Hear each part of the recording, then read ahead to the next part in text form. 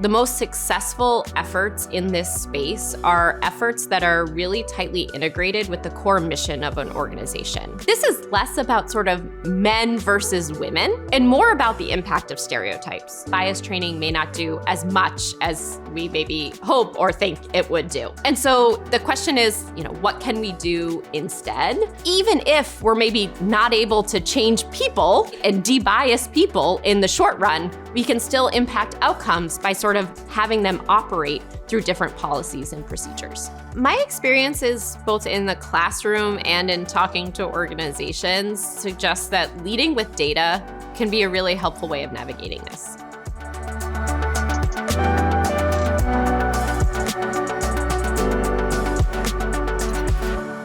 Katie Kaufman. I'm the Piramal Associate Professor of Business Administration at Harvard Business School, and my research focuses on gender and stereotyping and how those factors impact outcomes at work.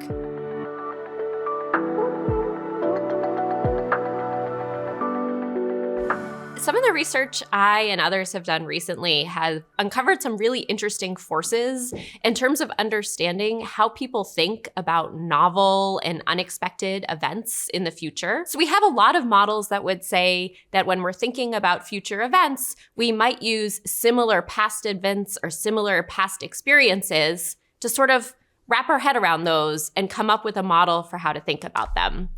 And what our research has found is, what makes for a similar past event might be a lot broader than you would have previously thought. And so it turns out that past experiences, even those that may seem on the surface fairly irrelevant for thinking about something in the future, actually have a pretty big impact on how we anticipate and expect different things in the future. And the way this research started was actually trying to understand some of the heterogeneity around beliefs about COVID. And so we conducted a series of surveys over several months, trying to understand both what their beliefs were about the severity of COVID and also how that connected to things they've experienced in the past.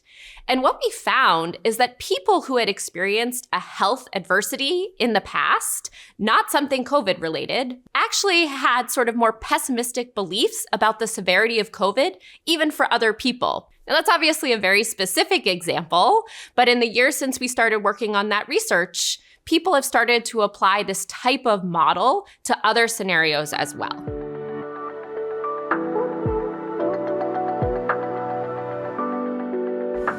We are not sort of unbiased thinkers about the future. And what I mean by that is the way that we sort of see things and perceive things is very much shaped by our own background and experiences. And so for that reason, I think from a leader's perspective, right, it's important to sort of have some humility about your own beliefs in a situation and recognize that you may be susceptible to a certain degree of overconfidence in your beliefs about different events. And so one thing that can be helpful is to sort of consult with others, right, who have their own sort of experiences and perspectives, right? In thinking about what might happen in the future, it might be helpful to have forecasts from many different people rather than just rely on your own information.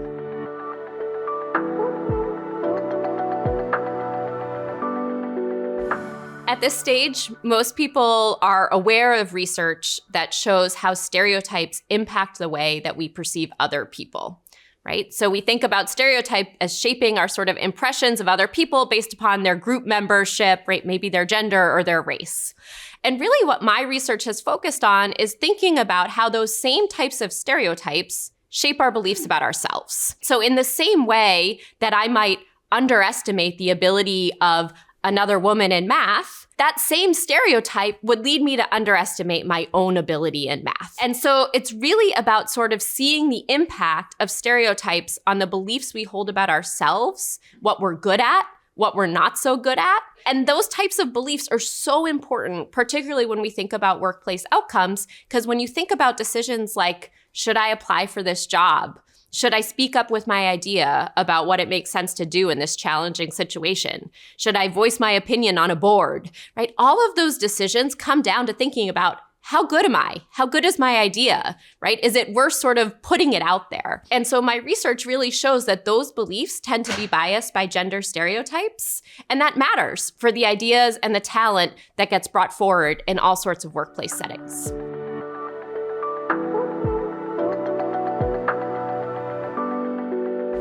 One important lesson that I take from my own research is that this is less about sort of men versus women and more about the impact of stereotypes. And what matters in terms of outcomes in the studies that I do is less about, are you a man, are you a woman, but instead, are you someone who's trying to operate in sort of a gender congruent domain? Are you a man in one of those male stereotypical domains? Or are you a woman in one of those female stereotypical domains, right? Or are you trying to operate in one of those incongruent, right, spaces where you're actually a woman in a male type domain or a man in a female type domain, right? And so it adds some nuance to the picture where it's not women do this and men do that. It's really about, okay, well, when we're sort of trying to work against stereotypes, well, we know that those sort of more negative stereotypes make us a little bit more pessimistic about our own abilities, a little bit less likely to speak up with our ideas, a little bit less likely to apply for promotion. But it's the stereotype, not the fact that I'm a woman, that seems to be driving some of those behaviors.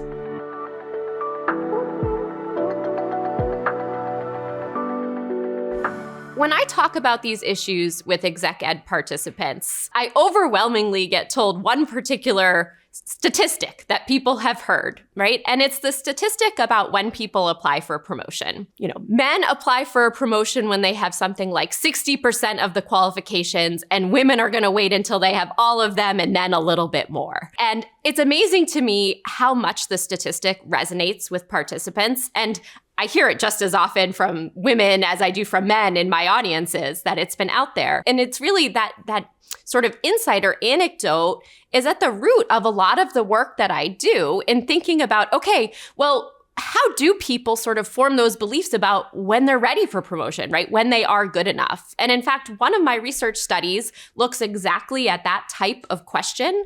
We actually create these promotion opportunities or advancement opportunities for participants in the study.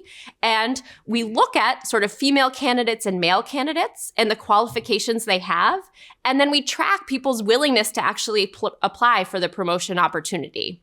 And what we see, sort of consistent with that anecdote, is that women are less willing to apply than men, conditional on having the same observed qualifications in our study. But this isn't sort of like a universal fact in the sense that even though women are sort of less willing to apply on average, we do see that there are things from sort of the employer or the recruiter perspective that can be done to change those outcomes. And in particular, being a little bit more precise about what it means to be qualified for this opportunity can help to increase the rate at which talented women apply for the position. So it seems to be the case that ambiguity or uncertainty about what it means to be good enough sort of creates the space for some of these biases to show up and impact outcomes.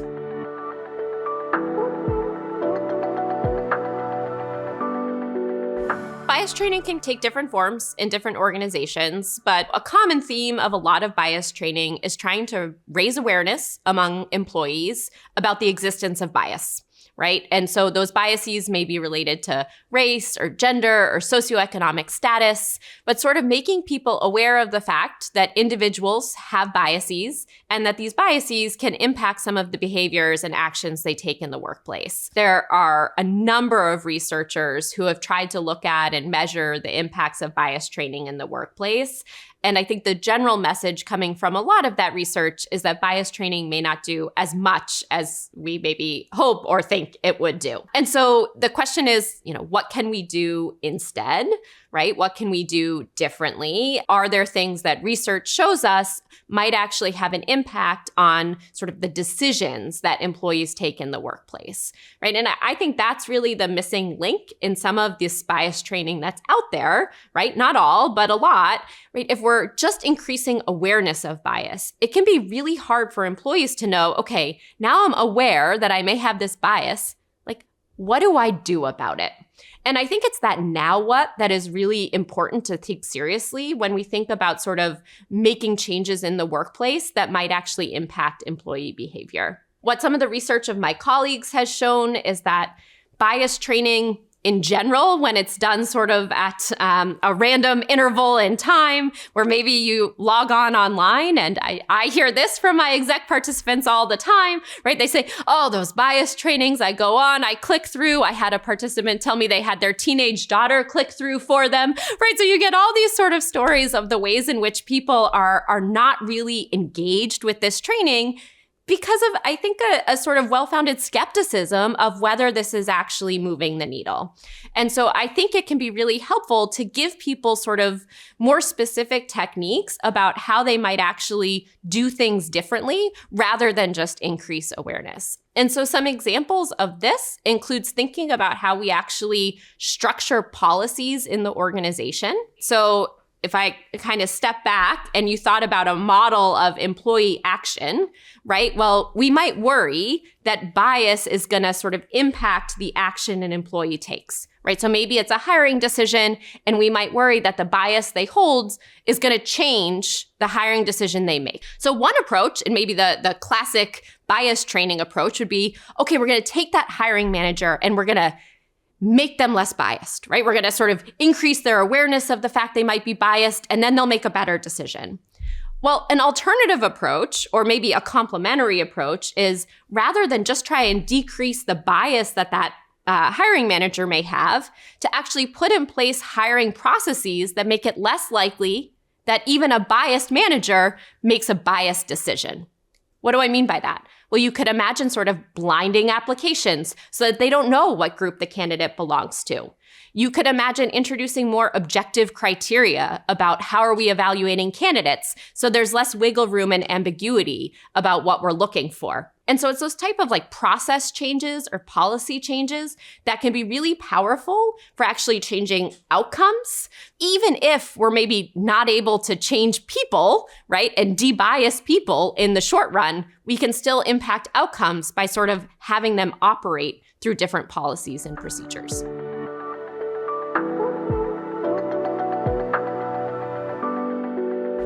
I think it's always been true, and research has shown this as well, right? That the most successful efforts in this space are efforts that are really tightly integrated with the core mission of an organization. DEI efforts that are sort of siloed or seen as some extra activity housed primarily in an HR function that aren't well integrated with the rest of an organization's goals tend to struggle. Right? It tend to struggle, especially if they don't have buy-in from other leaders in the organization, or it's not clear to employees how they're serving the organization's primary goals.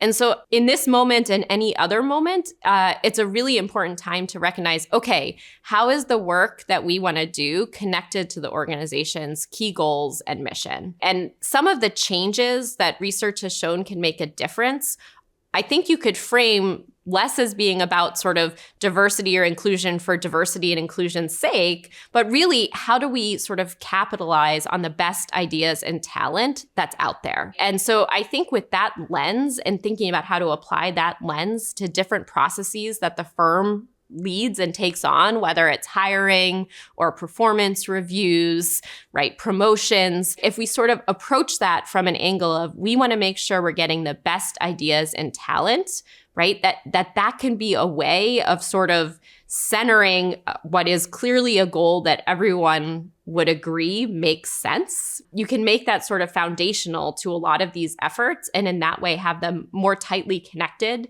to what the firm's purpose is and increase buy-in.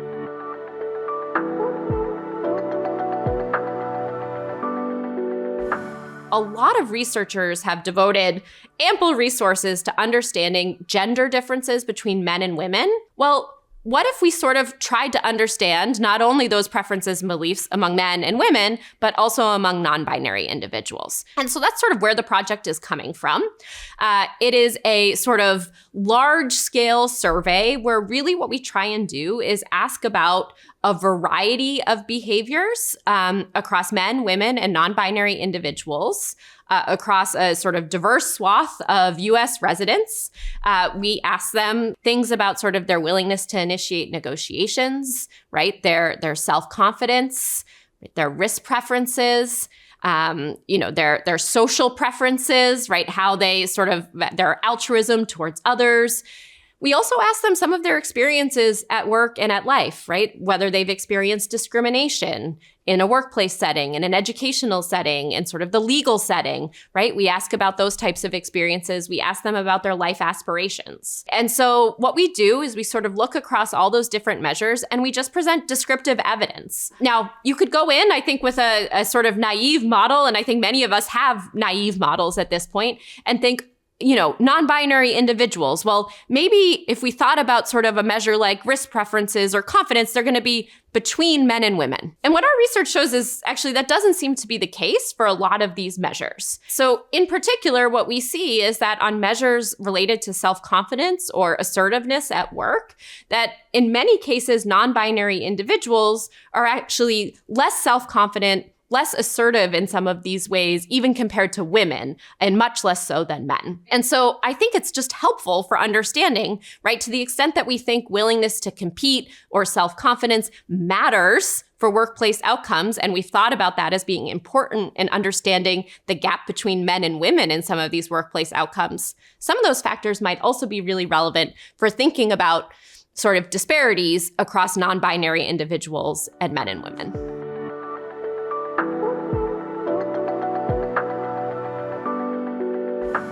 I think it's important to recognize that, at least in the data that we collect, these levels of experienced discrimination among non-binary individuals are quite high, even relative to discrimination faced by women, or sort of the discrimination that we see against LGBT individuals, right? So levels of experienced discrimination seem to be high, and I think that's something as managers we need to be mindful of. The other thing that we see in this study is some evidence in differences in aspirations among non-binary individuals and men and women. I think it is helpful to keep in mind, right, that not everyone is necessarily motivated by the same things, right? To the extent that people are motivated by money or success or power, right?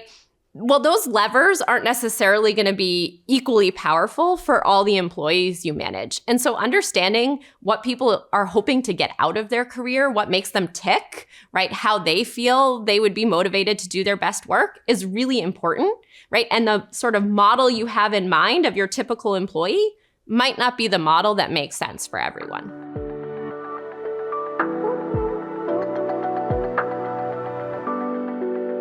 One of the more fun cases I've worked on is a case with Progress Software, which is a global organization. And I think some of the challenges the organization have will resonate with a lot of managers. So one, operating in all different places over the world. So you've got employees of all different backgrounds working in different places. And another interesting wrinkle is they also grow through acquisition. So at any moment in time, you're bringing in new cohorts of employees that forget their geographic background, are also coming maybe from a different organizational background that had different norms and procedures, right? So you've got all these challenges in terms of bringing people into an organizational culture and helping them get on board with this is how we do things here. And so the case study thinks about efforts that Progress Software has made to try and make it easier for people to navigate advancement in the organization.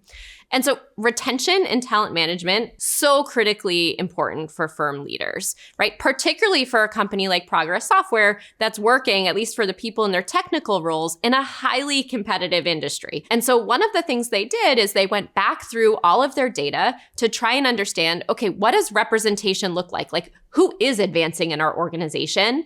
And not just looking at top level numbers, but really trying to understand which offices, which roles, which functions, right? To understand, okay, are there pockets of sort of success we should be looking at and pockets of struggle where we should be targeting efforts? The other thing they did is they tried to understand, right, what the state of sort of talent management and performance reviews looked like in the moment. And so one of the things they noticed is they were asking their managers to provide sort of feedback to employees on a semi-regular basis with something called a snapshot, right? So think of a few short questions that you're supposed to ask about your direct reports, and you fill in the buttons and send it off, right, to headquarters, okay? So it turns out that a lot of those snapshots weren't happening, right? And it wasn't necessarily that they weren't happening at similar rates across all members of the organization, because as you'd expect, some people seem to be more plugged in than others, right? So managers seem to be giving more feedback, in particular to men than women on average. And so one of the questions they tried to think about was, well, how do we sort of increase the quality and frequency of this type of performance feedback that reports are getting from their managers? And so they introduced a really interesting intervention that I think we can sort of take pieces of and sort of apply in lots of different contexts. So one thing they did was they really just tried to normalize the idea that on a very regular basis, managers are going to talk to every single one of their reports about what the career path looks like and what the next step towards promotion is, right? And this is sort of two parts. So one is thinking about what does that employee want, right? So your impression of what that employee wants may not actually be the step they have in mind for the next step in their career. And the next is sort of saying, okay, well, what do you need to get there? Like, what is the next step? What's the skill you're missing? What's the experience you're missing? And how do we get you that? And they're really trying to normalize that. So you can imagine, I mean, I could certainly imagine that it might be really intimidating to walk into your manager's office and say, hey, I'd really like to talk to you about how I get promoted, right? And that the people who are willing to initiate that conversation, it might not be everyone. And we might worry in particular that maybe men are more comfortable initiating that conversation than women. And so by normalizing it and saying this is something that has to happen every quarter, you're sort of reducing some of those norms, right? Or stereotypes about like, what does it mean to assert yourself? Is it okay? You're saying this is okay. And in fact, we expect you to do it. The other piece that they put out there was that they recognized that there was sort of a lot of uncertainty and lack of clarity around like what the actual ladders were in the organization. And so one of the things they partnered with this Career Conversations intervention was just a really ambitious effort to do the leveling work of saying, like, here's the map, right? Here are all the different sort of paths of advancement, horizontal, vertical, here's what we call things, here's what's comparable, right? And to not only do that work, but then also try and make it accessible and out there for all of their employees, right? So increasing awareness of the existence of this information in ways that's just available to everyone. So it's that sort of like reduction and ambiguity that can also be helpful in sort of reducing the disparities in outcomes.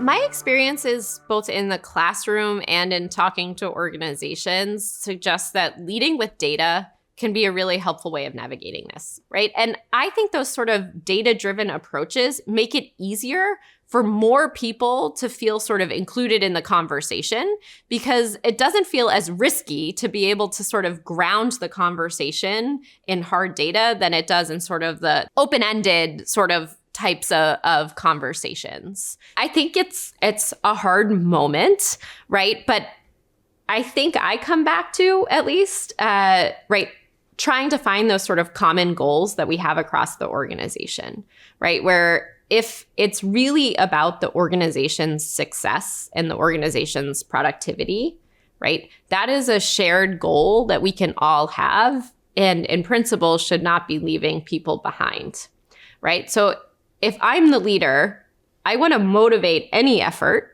from sort of that perspective as being really central to the organization's goal and having a really strong argument about why that's the case, right? And I think I would sort of be open to the fact that it's going to require persuasion, and good persuasion often requires data.